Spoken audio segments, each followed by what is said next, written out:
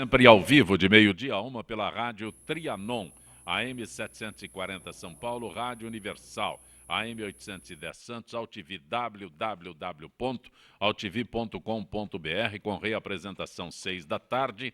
Também TV Guarulhos, canal 20 UHF, canal 3 da NET, em Guarulhos, 11h30 da noite. Acesse nosso blog, conheça nossos colunistas e colaboradores, gentequefala.com.br, nossa fanpage Facebook, /programa Gente que Fala. À sua disposição, chat no site da AltV, também o WhatsApp 974012235 e ainda um telefone aqui em São Paulo, é 1150526622. Como toda quinta-feira, Gente do MPD que Fala. É a parceria do Gente que Fala com o movimento do Ministério Público Democrático. E representando o MPD é a promotora de justiça, a doutora Fabíola Sucassas. Prazer tê-la aqui, doutora Fabíola. Prazer é meu, Zancopé. Prazer é meu também estar ao lado dos doutores Jorge Eluf, doutor Dávio, doutor Calandra. Muita satisfação poder aqui, como única mulher na banca, falar sobre violência contra a mulher. Doutor Henrique Nelson Calandra. Prazer tê-lo aqui, doutor Calandra. Boa tarde, Zancopé, e alô aos nossos ouvintes e telespectadores. É sempre um prazer voltar a essa tribuna maravilhosa, acompanhado pelos colegas tão queridos, alguns de mais tempo, outros de menos tempo, mas todos com uma longa trajetória no mundo do direito.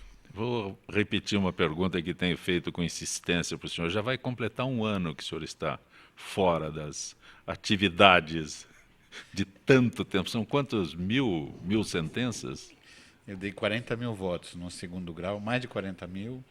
Atendi 500 mil de pessoas no primeiro grau. E agora estou, vamos dizer, gozando de todo esse tempo. Eu tenho 50 e poucos anos de contribuição previdenciária, né? Comecei a trabalhar, tinha 12 anos de idade.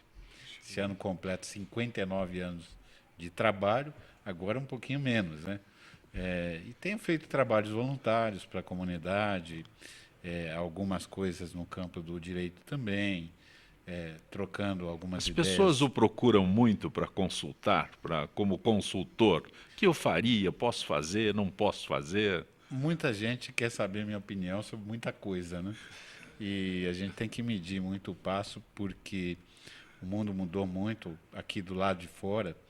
A gente passa quase 40 anos dentro do tribunal. A hora que abrem a porta e diz você não está mais nesse ambiente e você sai para fora. Eu estava falando com o Jorge sobre a Luísa Eluf, que o primeiro júri da vida que ela fez comigo, como promotora. E a Luísa é um talento maravilhoso também. E ela também deixou o Ministério Público. E a gente, depois de tantos anos, praticamente confinado, ou dentro da Procuradoria, ou dentro do tribunal, ou dentro de casa, nós acabamos cumprindo mais tempo de reclusão do que todos os réus que nós já condenamos, né? E quando abre a porta é uma sensação muito diferente. Um mundo muito mudado, um mundo com tanta violência, com tanta agressão aos cidadãos, àqueles que mais deveriam respeitar o direito do povo, são aqueles que mais agridem o povo, bisbilhotice, conversas gravadas. A gente encontra pessoas aí que se põem a vender segredos de conversa em troca de delação premiada. São várias novidades. E a pergunta que fica, será que isso é democrático? Democracia é isso?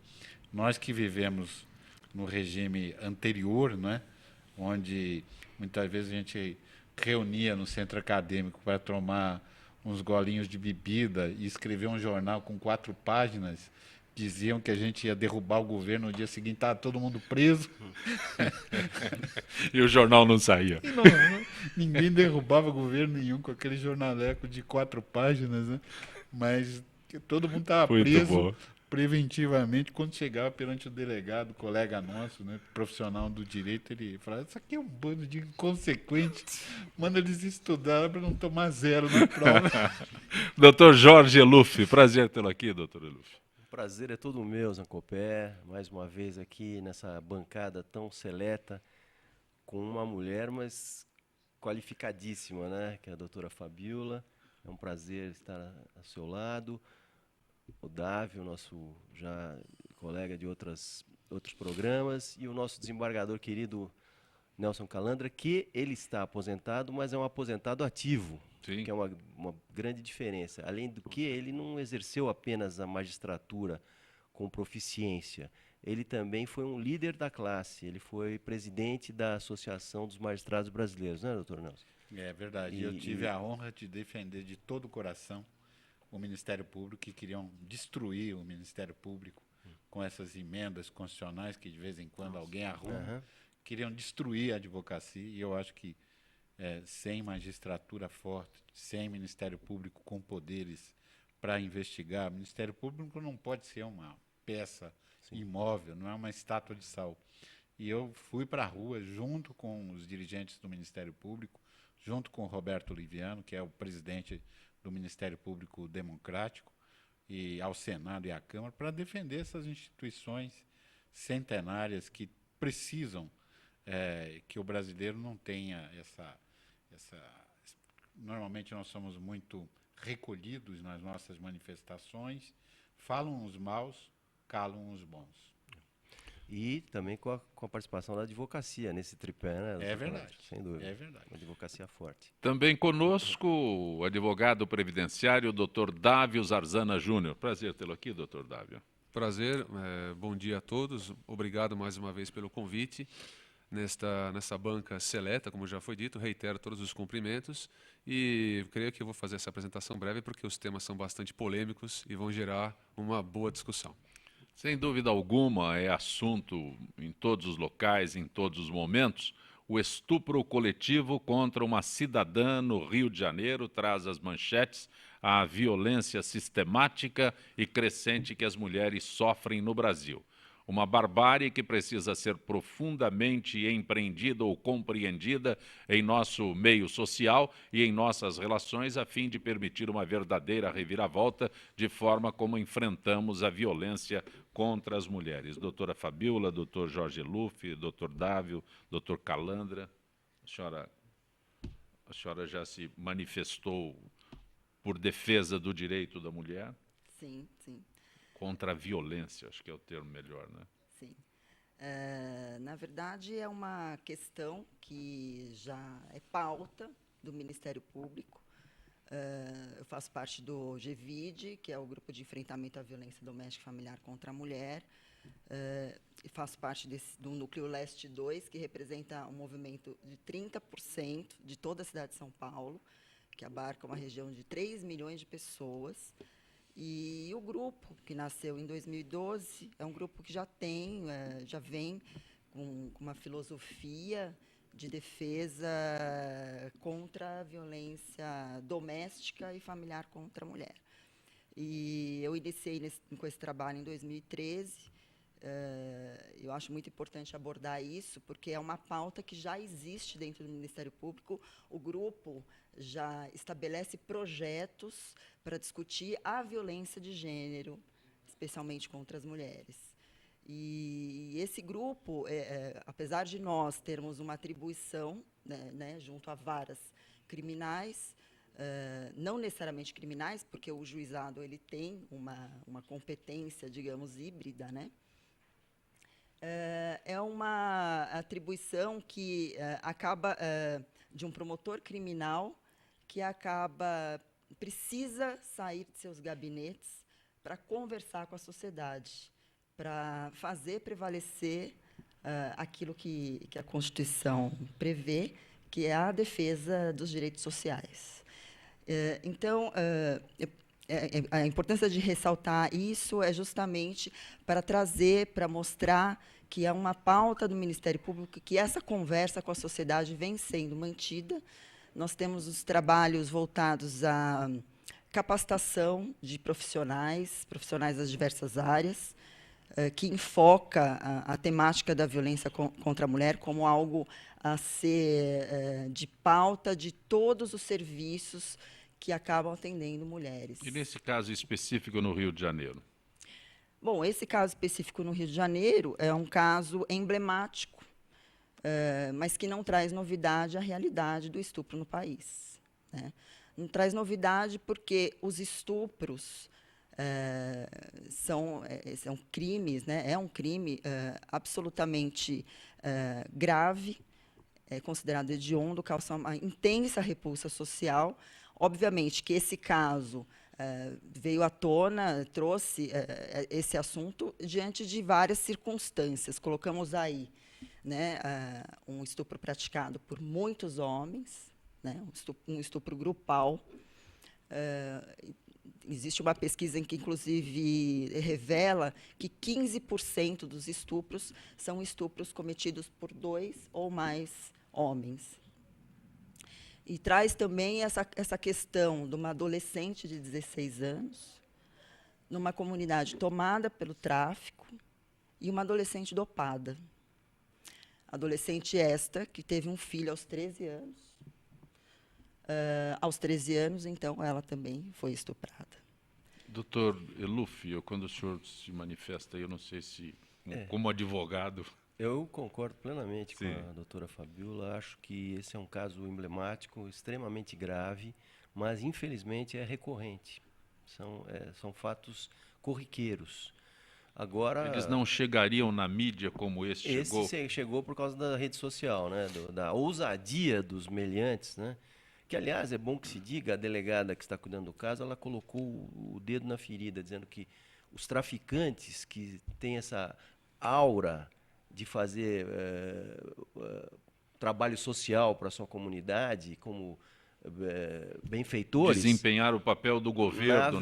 Exatamente. Na verdade, eles são os algozes da sociedade, daquela população vulnerável que existe ao seu redor. Eles são algozes, eles praticam crimes contra a própria comunidade. Os traficantes também. Os traficantes, é o que eu disse, né? Isso. Exatamente por isso deve-se acabar com essa mistificação aí que existe, que os traficantes eles trazem benefícios onde o Estado não chega. Que eles são bonzinhos para a comunidade. Pelo contrário, são pessoas extremamente cruéis, e o que está demonstrado aí nesse caso. E acho que, depois desses fatos, aí começa a correr atrás, o legislativo começa a correr atrás, querendo agravar as penas. Eu acho que está tudo bem, correto, embora já exista uma previsão no próprio Código Penal, né, de agravamento da pena no caso de estupro praticado por dois ou mais agentes. Mas eu acho que tem que ser mais rigoroso ainda. Mas, infelizmente, a questão cultural, a questão do desamparo das mulheres que se veem vítimas desse fato, elas são simplesmente... Nesse caso não houve tanto desamparo porque a mídia tomou conta aí esse caso tomou conta da mídia mundial, mas normalmente as mulheres ficam desamparadas e relegadas ao abandono e têm que se virar por si mesmas. É necessário que a gente dê um respaldo, inclusive uma assistência jurídica para as mulheres vítimas desse tipo de crime. Doutor Dávio. Desculpe interromper. Eu queria dizer sobre essa questão da pena, né? Essa cultura, né, do legislativo querer agravar essas penas, mas aí eu faço um reclamo, que as penas que nós já temos, que elas sejam aplicadas acima do mínimo legal, que sejam as circunstâncias do artigo 59 devidamente apreciadas. Por que eu falo isso? Na Lei Maria da Penha, nós temos um dispositivo em que houve um aumento da pena máxima do crime de lesão corporal. Dificilmente nós vemos uma aplicação acima do mínimo legal nos crimes de lesão corporal leve, de natureza leve. É a cultura da fixação da pena no mínimo. Outro dia eu ouvi num rádio a respeito de um roubo, por exemplo, porque eu já sei que essa pena, disse que a pena do roubo normalmente se aplica em 5 anos e 4 meses, que seria o usual no mínimo legal, no caso de um roubo agravado. Mas aí eu pergunto, por que será que já existe essa cultura até de esperar essa pena? Então, no caso da lesão corporal leve, que é algo que no nosso grupo é um delito muito recorrente, ao lado dos estupros praticados contra crianças e adolescentes pelos seus pais, tios, e aí nós vamos pensar em dificuldade até de estabelecer uma política pública para proteger essas crianças, essas vítimas. Mas, no caso da lesão corporal, nós vemos mulheres que são espancadas um legista conclui que aquela lesão é de natureza leve e, apesar da vítima dizer em audiência toda a violência institucional que ela sofreu ao denunciar essa violência, ao dizer todas as consequências psicológicas negativas que aquilo lhe trouxe, as penas são aplicadas no mínimo em 3 meses, não em 3 anos, que é o máximo. Então, aí vai uma crítica dessa postura do legislador de sempre querer responder à sociedade como se essa fosse uma solução. Ok. Doutor Dávio? Bom, primeiro, não sei. Guardando o doutor Calandra para proferir a sentença. Bom, eu disso não sou culpado, eu nunca dei pena no mínimo, mas esse pecado eu não tenho. Mas, de toda forma, quer dizer, pela parte que me toca, né, me declaro absolvido. Eu tinha que provocar um pouco, doutor Calandra. Que fazer um concurso para ver quem eu absolvia, mas a gente sempre tratava com rigor casos de agressão a qualquer pessoa, de modo particular a mulher. E eu fui responsável, junto com o Ministério Público, de introduzirmos no Código Penal a figura do feminicídio, porque eu acho que há crimes que têm uma carga de ódio, de gênero, muito maior do que o próprio tipo básico daquele crime. Foi o caso que aconteceu com a Patrícia Ciori. Ela foi assassinada porque era mulher, porque era juíza e porque cumpria a lei.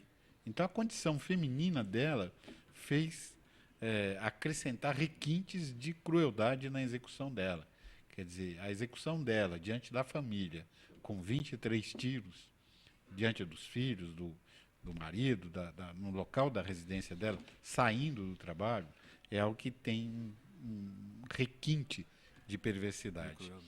Agora, quando aquilo que nós chamamos nas campanhas publicitárias de pátria educadora, a pátria educadora não educa, vem uma cascata de coisas que acabam, o Estado não atinge a sua finalidade. Não por falta de juiz, promotor, advogado, testemunha, de parte. E a cena mais patética que eu apreciei, um relato de hoje conselheiro do Conselho Nacional do Ministério Público, meu colega Sérgio de Souza, que é juiz no Estado do Espírito Santo e integra o Conselho do Ministério Público, o relato de uma vítima de violência doméstica que ligava para a polícia e a polícia perguntava lá na capital do Espírito Santo qual o seu nome, qual o seu RG, e daqui a pouco cessa as coisas, uma pessoa pega o telefone e fala, olha, tem uma mulher aqui caída, esfaqueada e morta. Quer dizer, enquanto a polícia tinha despreparo para atender um caso desse, porque se o policial tivesse um mínimo de preparo, onde já localizava o telefone e mandava imediatamente uma equipe para resgatar a mulher. Isso foram 3, 4 vezes que a mulher ligou para a polícia antes de ser morta diante de um telefone público.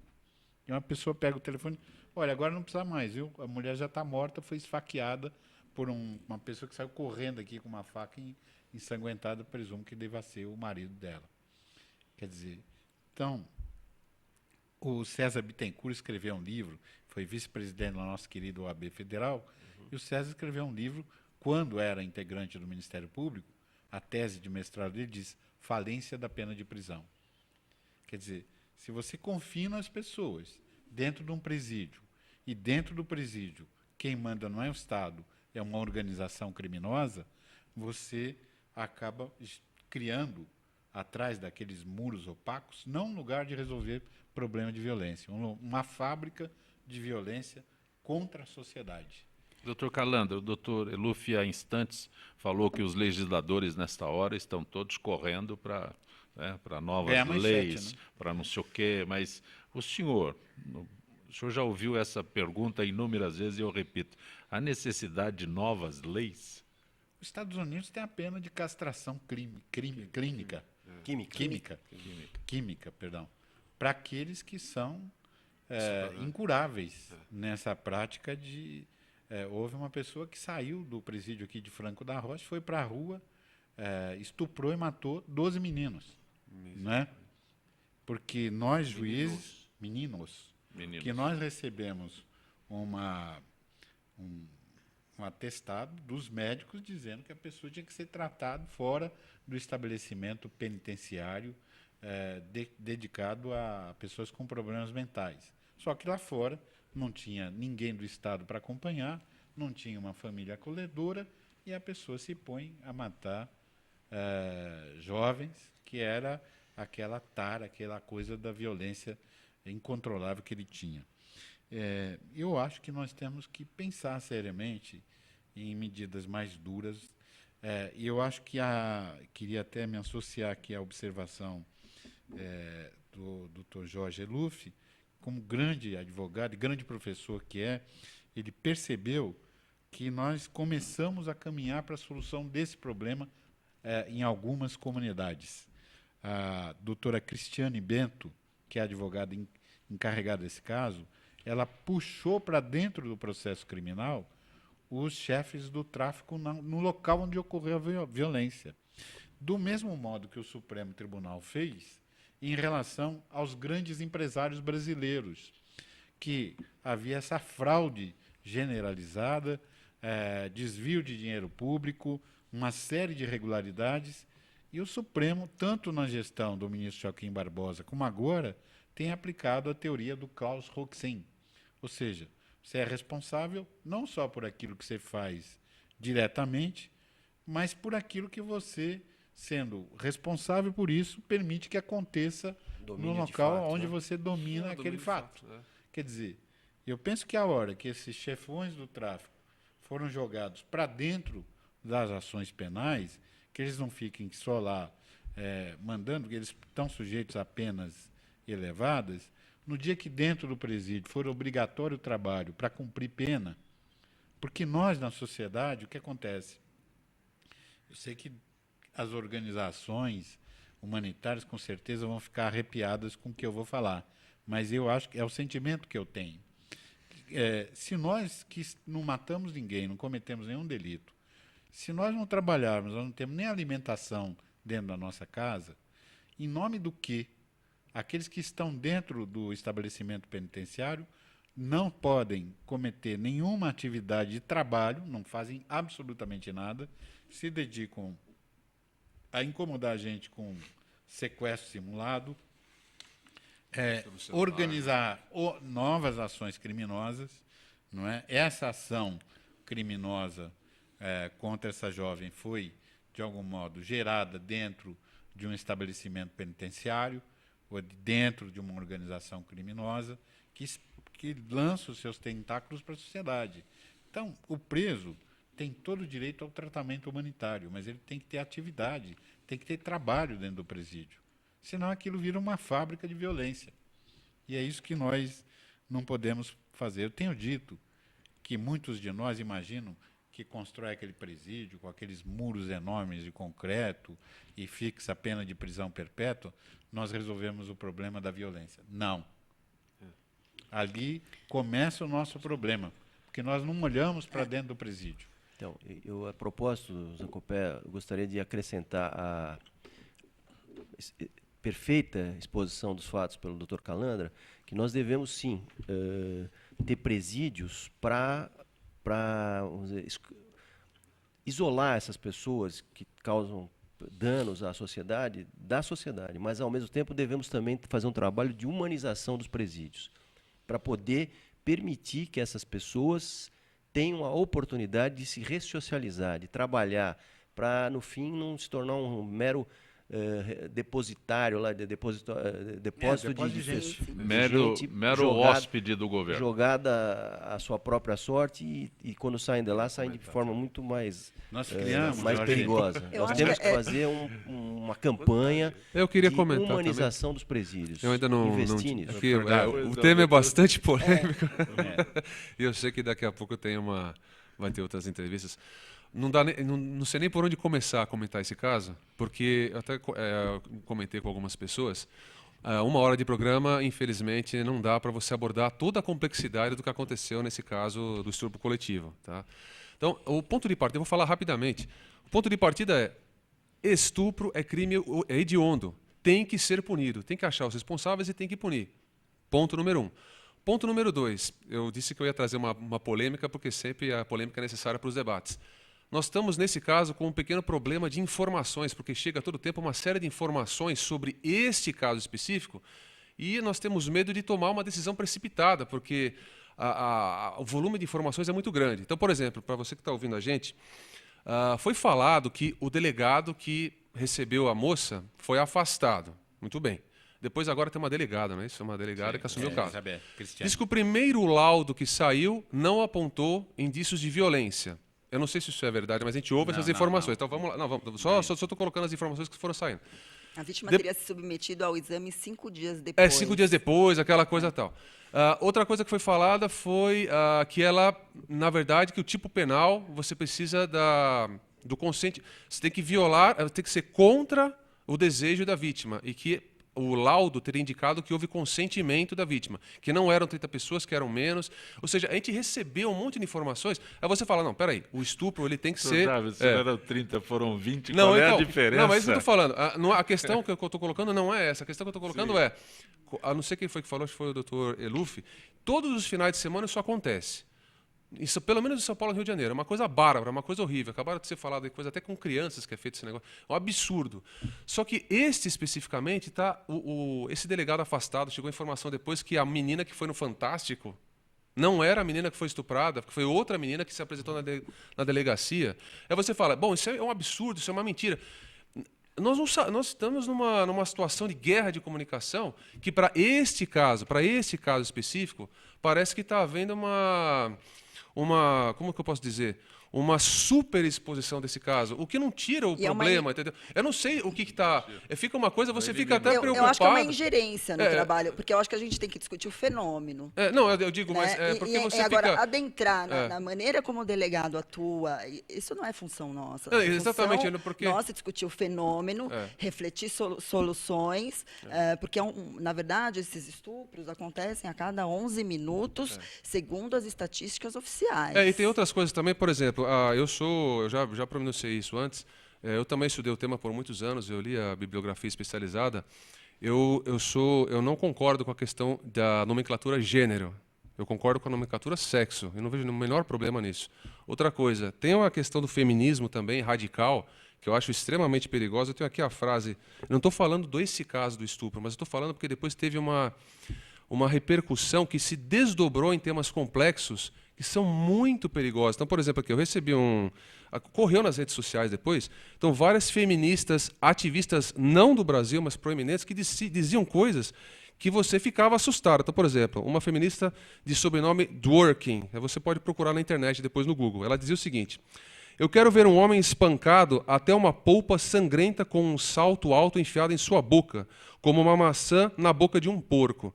Teve uma outra feminista que falou o seguinte, a McKinney, né? McKinney. Todo sexo, mesmo consensual entre um casal, é um ato de violência perpetrado contra a mulher. Aí você teve uma outra feminista chamada Jeffreys, que disse o seguinte: quando uma mulher chega ao orgasmo com um homem, ela só está colaborando com o sistema patriarcal, erotizando sua própria opressão. E, para finalizar, uma feminista de sobrenome Gordon. A família nuclear deve ser destruída, seja qual for o seu sentido último, com o desmembramento o desmembramento das famílias agora é um processo objetivamente revolucionário. Quer dizer, a discussão desse tema, no qual os culpados têm que ser punidos do estupro, gerou um desdobramento que foi para um lado que não tem nada a ver. Perfeito. Sim, a gente precisa ir para o intervalo. Eu lamento o início eu disso disse tudo que era polêmica, não dá tempo. Gente que fala retornará em instantes. Tem que dar o direito de resposta. Não, eu sempre falei, polêmica tem que ser trazida, aqui, não dá, é muita coisa, não dá.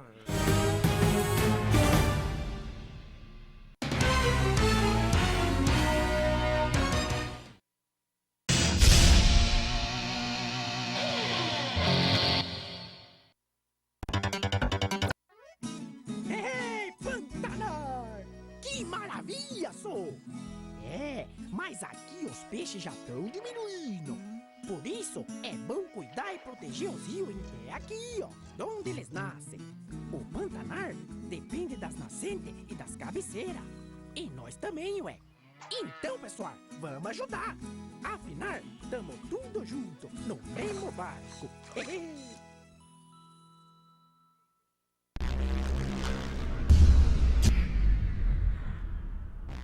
Olá, eu estou aqui para tocar sua consciência.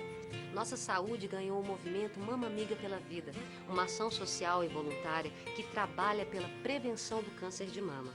Esse trabalho leva informação às mulheres, apoio e um toque de carinho, com campanhas como a Rede de Pontos de Prevenção e o modelo Mama Amiga, que ensina a identificar possíveis alterações nas mamas. Para saber mais, acesse e participe desse grande movimento pela vida da mulher.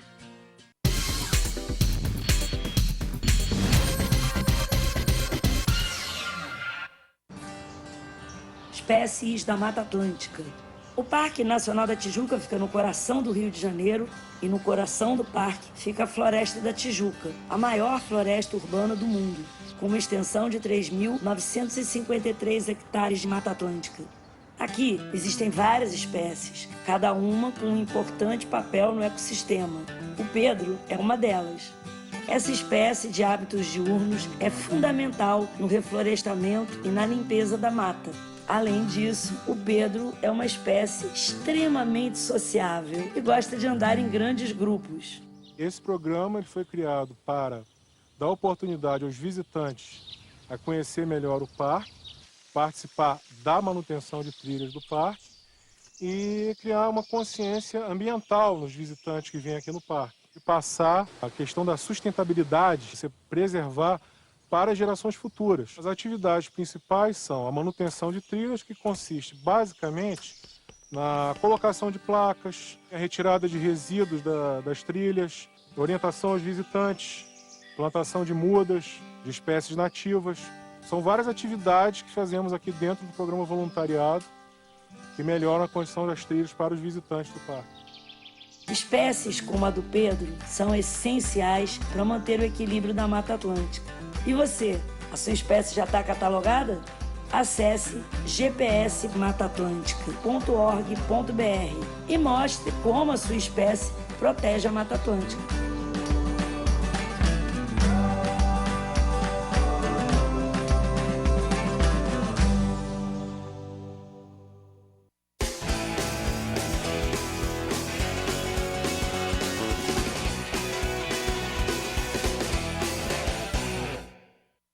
Oi, eu sou Letícia Spiller e quero convidar vocês a fortalecer o movimento que quer criar uma lei para acabar com o desmatamento no Brasil.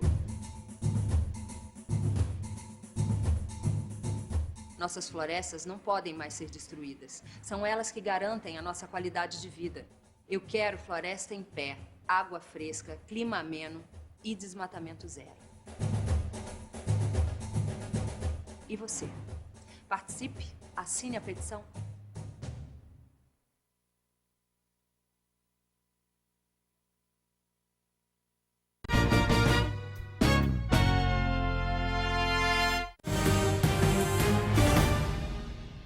Vocês estão conosco no Gente que Fala pela Rádio Trianon, AM 740 São Paulo, Rádio Universal, AM 810 Santos, AltV, www.altv.com.br, reapresentação 6 da tarde, TV Guarulhos, canal 20 UHF, canal 3 da NET, em Guarulhos, 11h30 da noite. Como toda quinta-feira, a participação da Associação dos Funcionários Públicos do Estado de São Paulo, Gisele Souza, do setor de eventos da FIPESP. Boa tarde, Gisele. Boa tarde, Zancopé. Boa tarde aos debatedores e aos ouvintes do Gente que Fala. Gisele, eu quero abordar contigo hoje o passe livre estudantil, medida social que visa estimular principalmente o acesso do jovem à escola. Passe livre funciona de que forma, Gisele? Então, Zancopé, nem todos os estudantes, principalmente os da rede pública de ensino, possuem condições de pagar a passagem até a escola. Pensando nisso, o governo criou o Passe Livre Estudantil, que tem como fim isentar os jovens das tarifas cobradas nos transportes públicos. O objetivo principal é fazer com que o jovem volte para a escola. O Passe Livre é válido para metrô, CPTM, MTU. E o benefício funciona da seguinte maneira. No primeiro semestre, serão concedidos no máximo 48 viagens por mês totalmente gratuitas, com limite de 2 embarques por dia. No segundo semestre, serão concedidas no máximo 24 viagens por mês, também gratuitas. As viagens não são cumulativas, portanto, devem ser realizadas dentro do próprio mês de concessão. Gisele, a pergunta pode parecer absurda, já que estamos falando de passe estudantil, mas quem tem direito?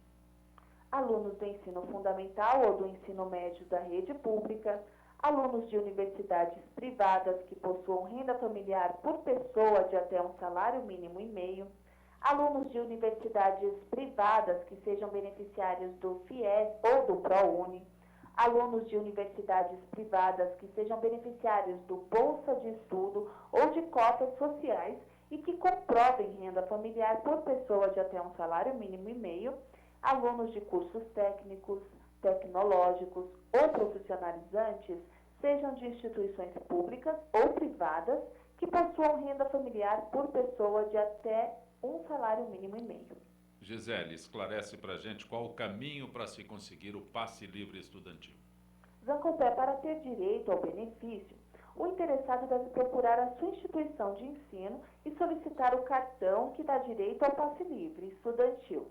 A instituição vai solicitar os documentos necessários que comprovem os requisitos exigidos pelo programa para depois entrar em contato com a SP Trans, que vai providenciar o cartão passe livre do estudante. Para quem vai renovar, somente fazer a matrícula e solicitar no ato a renovação do benefício, pois o aluno já possui o cadastro nos respectivos órgãos de transportes públicos, seja a CPTM, a SP Trans, MTU, BOM, o BEM e o BEM Fácil, e demais linhas metropolitanas da capital e regiões participantes deste projeto. Gisele Souza. Oi, pois não? Não, para mais informações, é somente acessar www.governobrasil.com, Zancopé. Grato, Gisele. Uma boa tarde. Obrigada a vocês, uma boa tarde. A nossa parceria com a FIPESP, Associação dos Funcionários Públicos do Estado de São Paulo, trazendo informações para aqueles que acompanham o Gente que Fala. Hoje, gente do MPD que fala, nossa parceria com o movimento do Ministério Público Democrático, a promotora de justiça, a doutora Fabiola Sucassas, o advogado Jorge Luff, o advogado previdenciário, doutor Dávio Zarzana Júnior e o desembargador Henrique Nelson Calandra. Eu posso continuar anunciando o show como desembargador, né? Eu teria que acrescentar... Só perco o título no dia que morrer. Ainda estou vivo. Olha, né?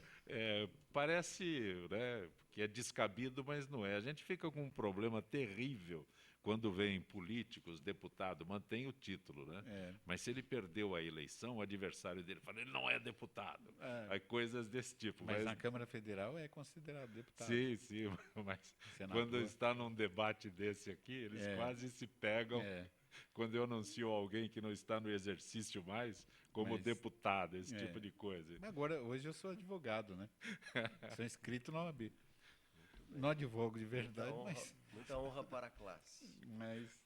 Doutora Fabiola, a gente estava ainda sobre o assunto do estupro no Rio de Janeiro, o que chama muita atenção, repercussão internacional, e eu interrompi a todos para o intervalo e a senhora quer acrescentar ainda mais. Sim, só para complementar a questão do advogado, eu gosto de dizer que o promotor de justiça é advogado da sociedade. Sim, todos somos advogados. Sim, claro. Né? Bom, eu fiquei muito incomodada com a provocação, porque, doutor Dávio, feminismo não se confunde com violência. Feminismo é a busca de igualdade de direitos. Não existe um feminismo que é contra os homens. Existe eu discordo, mas tudo bem. A busca de garantias de direitos. Eu concordo, sou feminista e não gosto dessa maneira de colocar feminismo radical, feminismo X, Y. Existe um só, que é esse, de busca de igualdade de direitos. E é essa a luta primária. Agora, se pessoas são agressivas, sendo feministas ou não, aí é outra questão. Eu acho que daí não tem que se confundir, né, o feminismo. Nesse ponto, a nossa Constituição é feminista. A nossa Constituição consagrou o feminismo. porque ela estabeleceu a igualdade de gêneros, de sexos, como prefere o doutor. Sim, por favor. Então é uma Constituição feminista, posso dizer. Certo. Não, eu discordo totalmente. E fala sobre essa questão de gênero. A discordância faz parte, não tem Essa importância. questão de gênero e sexo, né? Nós trabalhamos muito isso. E eu vou até intercalar esse assunto com o trabalho que nós fazemos com comunidades. Porque o trabalho do grupo de enfrentar a violência doméstica e familiar contra a mulher, enfrentar a violência em geral, nós precisamos conversar com a comunidade. E nós temos um trabalho que é de capacitação de agentes comunitários de saúde em Cidade Tiradentes, que é um dos bairros mais vulneráveis na questão da garantia dos direitos humanos. Estamos com esse trabalho em Guaianazes, em Lajeado, que também é considerado de grande vulnerabilidade, para discutir sobre gênero, sobre violência contra a mulher, capacitar profundamente aquelas pessoas, aqueles profissionais de saúde que vão a essas comunidades tomadas pelo tráfico, batem na porta de todas as casas ali todos os meses para falar sobre direitos da mulher. Gênero é uma construção social, não se trata de diferença biológica. E é justamente essa construção social, aquilo que se construiu ao longo do tempo, ao longo do espaço, ao longo da história, é que nós encontramos práticas como essa. Nós podemos dizer que o estupro, e essa é uma discussão que nós temos no nosso grupo, o estupro é marcado, né, na sua maioria, por uma violência de gênero contra a mulher. Okay. A última pesquisa... Dávio, eu quero aproveitar o senhor aqui para mudar completamente de assunto. É a réplica. Não é réplica, porque nem tem uma coisa da tréplica, Previdência. porque eu gostaria que o senhor esclarecesse um detalhe. O Congresso prorrogou a DRU, né? Desvinculação de receitas da União, até não sei. Aí eles falam, agora nós temos dinheiro para a saúde, quando justificam a prorrogação da desvinculação. Eu fiquei ouvindo, né, a argumentação daqueles que... Então, como agora? Né? Então, eu posso tirar mais 10% de onde? Mais 30% de onde? Isso vai impactar então, o que acontece? A Seguridade Social no Brasil ela é formada pela Previdência, pela Saúde, pela Assistência. Sempre que entram as contribuições sociais no sistema, 20% era retirado como a DRU, a desvinculação das receitas da União. Agora, esse percentual foi aumentado para 30% até 2023. Ou seja, as contribuições sociais elas têm que ser aplicadas conforme as finalidades constitucionalmente previstas. Se elas não são aplicadas, elas estão sendo aplicadas em um outro local. Seja lá qual for esse local, isso impacta diretamente na possibilidade de uma reforma da Previdência. Como que você vai fazer um cálculo sobre qual é o futuro que o Brasil precisa com referência à Previdência Social, se você já está contando com a prorrogação da DRU com um percentual maior? Então, isso já foi falado em diversos programas, que quando você fala em déficit da Previdência, você não leva em consideração, muitas vezes, esses desvios que são autorizados pela própria lei. Ou, às vezes, até por uma emenda, ou até, às vezes, por uma... Não importa a forma, mas esses desvios existem. Então, no cálculo do déficit, estes desvios não estão sendo considerados. Então, por isso que não se pode fazer uma reforma da Previdência que viole os direitos e garantias constitucionais, os direitos adquiridos pelos segurados. Não se pode fazer. Não se pode fazer uma reforma previdenciária com pressa. Porque a mulher e o homem têm que ser protegidos pela Constituição. Mas, previdenciariamente também falando, mas de uma forma em que seja previsto alguma forma de transição, algum mecanismo de transição, e não de uma forma rápida. Ora, se eu já tenho a prorrogação da DRU até 2023, sabendo que 30% dos recursos que deveriam ser aplicados em benefícios previdenciários ou em outras finalidades da Seguridade não serão aplicados ali, eu já tenho um problema, eu já estou antevendo um problema atuarial para toda a Previdência Social no Brasil. Eu fico um pouco temeroso com a Previdência Social no Brasil daqui a alguns anos, da forma como ela está sendo encarada hoje. Porque não é só no Brasil, também há o risco de colapso de muitos sistemas previdenciários pelo mundo afora. Isso é muito perigoso. Então, que seja feita a coisa de forma ordeira, de forma técnica, e não de forma precipitada. Muito menos uma reforma dentro de 180 dias. Isso não existe. E tomara que o governo postergue isso para após, se vai haver a confirmação de impeachment... Ninguém quer reforma previdenciária nesse país. Independentemente se o sindicato está se manifestando, não é isso. É que não se Dr. pode fazer uma coisa com pressa. Não era concursado ainda e não queriam. O problema dessa...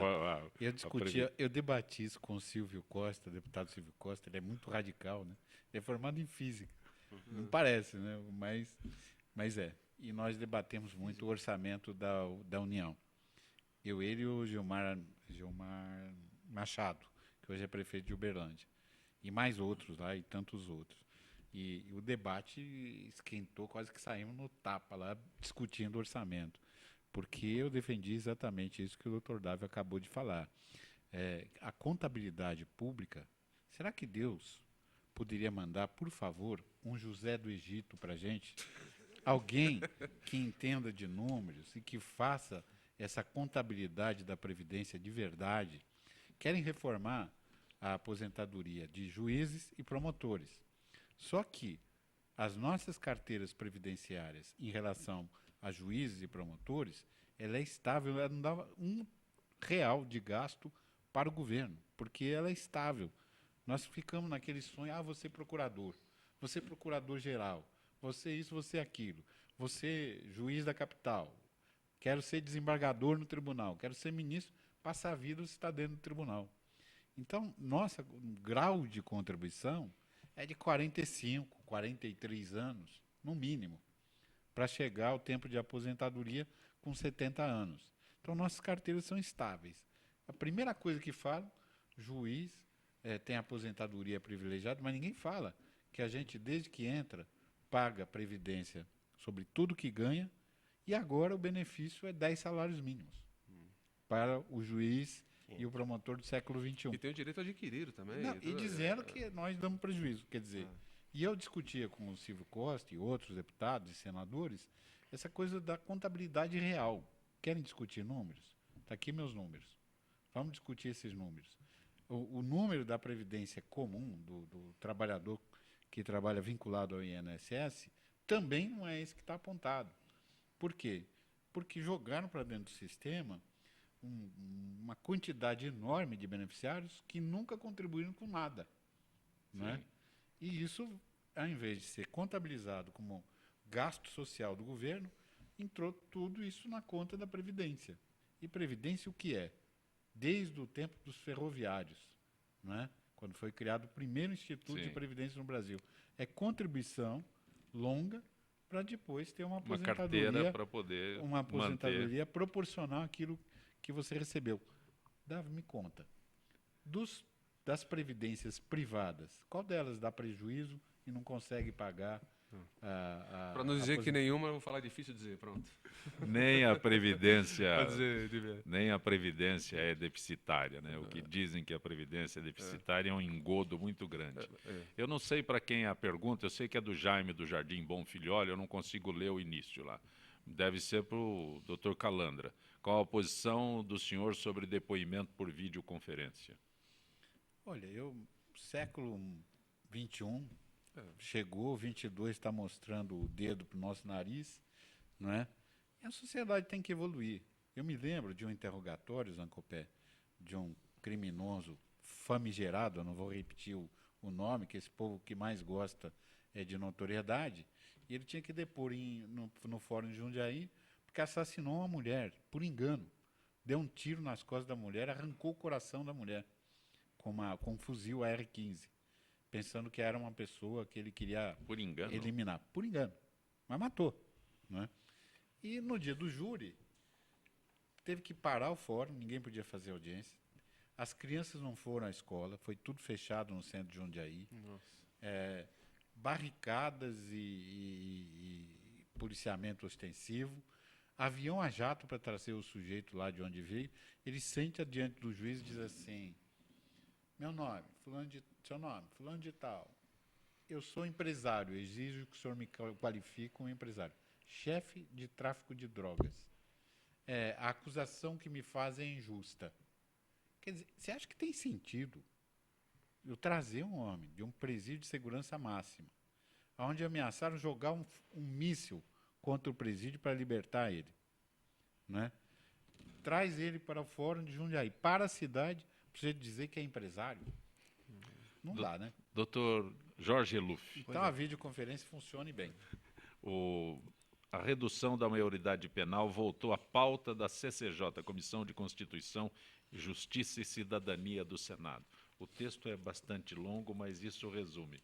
De novo, redução da maioridade penal. Outro tema recorrente, né, Zancopé? Sim. Nós sempre, aliás, na esteira desses crimes hediondos de repercussão, sempre se fala da redução da maioridade penal, como se fosse um remédio para todos os males, né? É que agora tem um aditivo, né? A nova proposta exclui o crime de tráfico de drogas. É, porque geralmente os traficantes maiores usam os meninos, os aviõezinhos, como os aviões. Então, realmente, acho até que é sensato aí dentro dessa insensatez diante da nossa realidade, confesso. Como é insensato dentro porque nós temos um país cuja realidade é completamente distinta e a Ordem dos Advogados do Brasil já se manifestou diversas vezes contrariamente à redução da maioridade penal.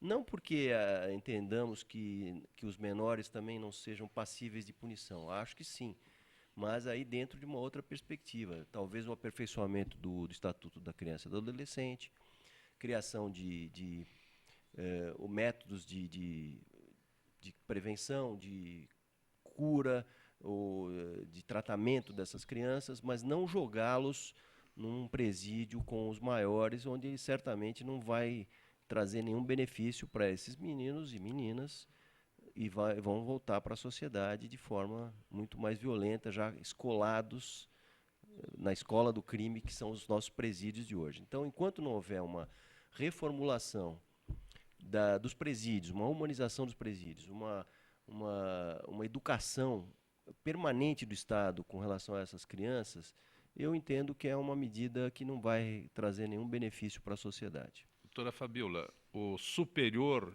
Tribunal de Justiça decidiu que os processos de julgamentos de crimes relativos ao rompimento da barragem em Mariana ficarão sob responsabilidade da Justiça Federal.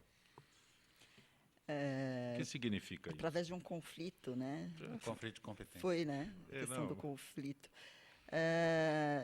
Eu lamento, porque quando eu leio uma notícia dessa, as vítimas é que são as responsáveis. Por que estavam ali na hora que a barreira se rompeu? E na verdade, assim, nós tivemos uma experiência no nosso núcleo sobre essa questão de conflito de competência, né? Alguns delitos, eles precisam de uma resposta imediata, o processo tem que seguir, né? Há quanto tempo que aconteceu e isso foi decidido agora, né?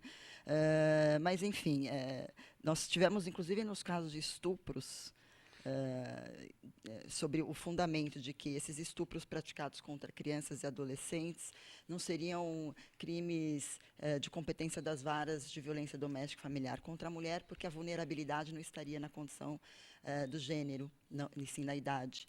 E isso atrasou os processos de uma maneira, até os nossos pedidos de medida protetiva demoraram até anos para serem apreciados. Essa decisão aqui está tudo parado desde março. Então.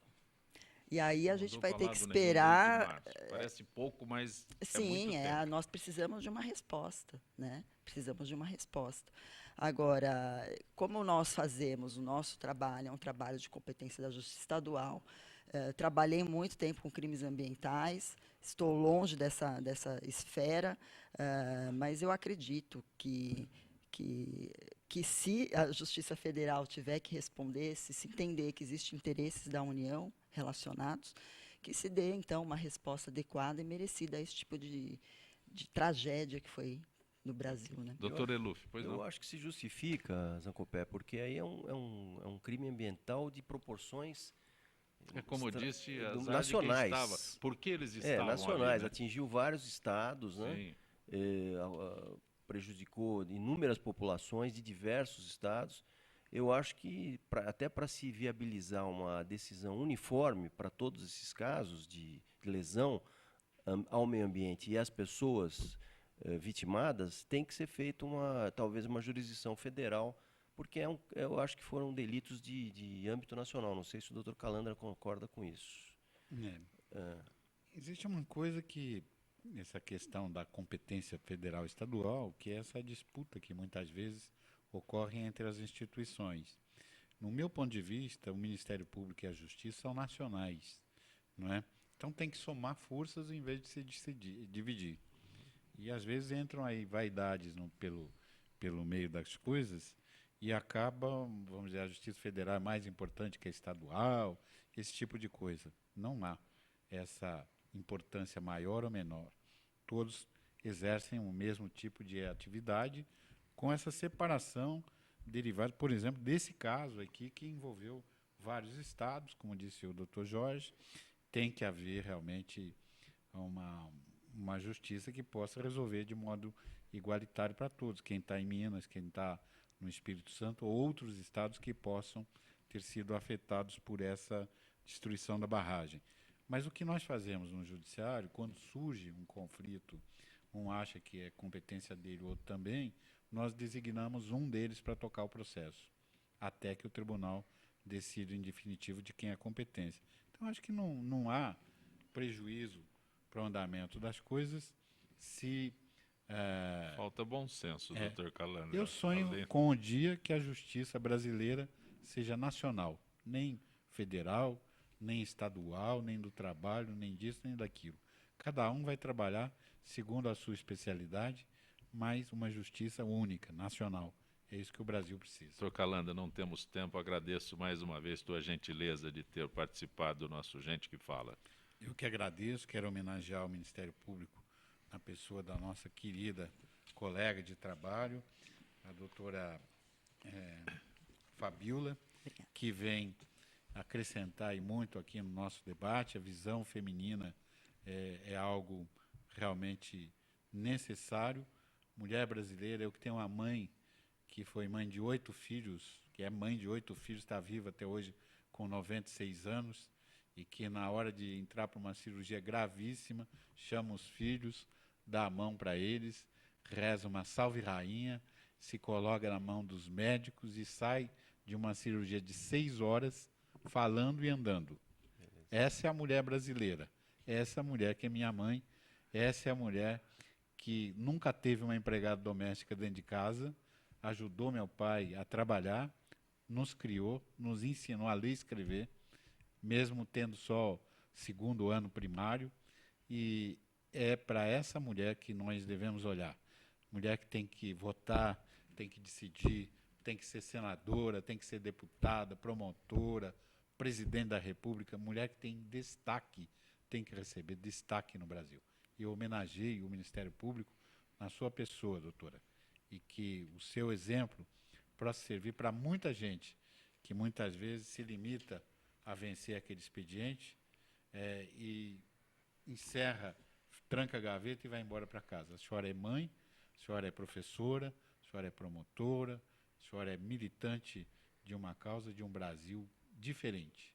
Um Brasil que realmente eduque e mude o destino de todos nós. Grato. Doutor Dávio, prazer tê-lo aqui. Muito obrigado pela participação, pelo convite. Apenas dizendo, fiquei até comovido com o exemplo de mulher, uma mulher que reza a salve rainha, uma mulher que não tem preconceito com a religiosidade que está tão em falta hoje no nosso país, e com isso eu agradeço a participação também. Doutor Jorge Eluf, obrigado por ter vindo. Zancopé, eu que agradeço mais uma vez o honroso convite e o prazer de estar aqui em companhia de brilhantes expositores, e especialmente a doutora Fabiola, que eu gostaria de homenagear, porque ela é a única mulher da bancada, mas com a qualidade superior das mulheres. Então, eu homenageio a doutora Fabiola. Doutora Fabiola Sucasas, o nosso Gente do MPD que Fala é possível graças à parceria do movimento do Ministério Público Democrático que a senhora representa hoje. Muito obrigada, fiquei tocada pelas palavras do Dr. Calandra, Dr. Jorge, Dr. Dávio. Eu gostaria de dizer que eu sou a única mulher aqui na banca, mas como bem lembrou o Dr. Calandra, todos aqui têm uma mãe, uma mulher nas suas histórias. E é por conta dessas mulheres que nós, todos, homens e mulheres, precisamos nos unir contra qualquer tipo de discriminação, contra qualquer tipo de desrespeito. Eu gosto sempre de dizer, no final das nossas capacitações, lembrando Exupéry, que nós, quando nós fazemos o nosso trabalho, nós não temos como prever o futuro, mas nós temos que permitir que ele aconteça. E é essa nossa mensagem, essa mensagem que o Ministério Público Democrático quer deixar, que nós precisamos deixar que esse futuro promissor de respeito aconteça. Não temos tempo para mais nada. Gente que fala estará de volta amanhã, meio-dia. Gratos, até lá.